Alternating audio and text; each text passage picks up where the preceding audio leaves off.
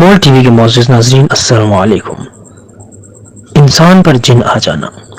عوام و خواص میں مشہور ہے کہ بعض انسانوں پر جن آ جاتے ہیں،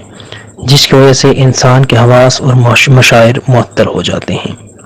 اور اس کے اعضاء پر جن کا تسلط اور تصرف ہو جاتا ہے۔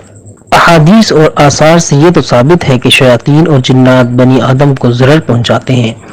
لیکن جنات کا بنی آدم کے حواس اور دیگر اعضاء پر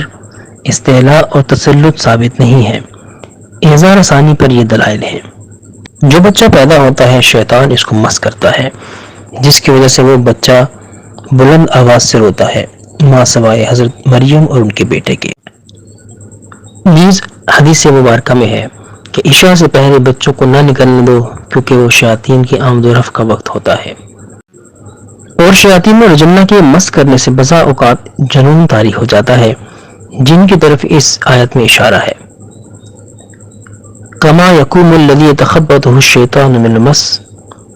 جیسے وہ شخص کھڑا ہو جو شیطان کے چھونے سے مخبوط الحواس ہو جاتا ہے۔ انسان کے حواس اور مشاعر اور اعضاء اور جواہر پر شیطان اور جنہ کا تسلط نہ صرف یہ کہ کتاب و سنت سے ثابت نہیں، بلکہ انسان کی ذہنی اور جسمانی آزادی اور مکلف ہونے کے خلاف ہے اور بہت سی قباحتوں کا موجب ہے، تاہم بہت سے علماء نے اس کو جائز قرار دیا ہے۔ علامہ آلوسی اس مسئلہ پر اظہار خیال فرماتے ہیں،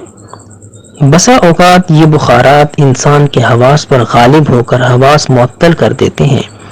اور وہ خبیث روح انسان کے جسم پر تصرف کرتی ہے اور اس کے اعضاء سے کام کرتی ہے اور اس کے اعضاء سے کلام کرتی ہے، چیزوں کو پکڑتی ہے اور دوڑتی ہے، حالانکہ اس شخص کو بالکل پتہ نہیں چلتا، اور یہ بات عام مشاہدات سے ہے جس کا انکار کوئی ضدی شخص ہی کر سکتا ہے۔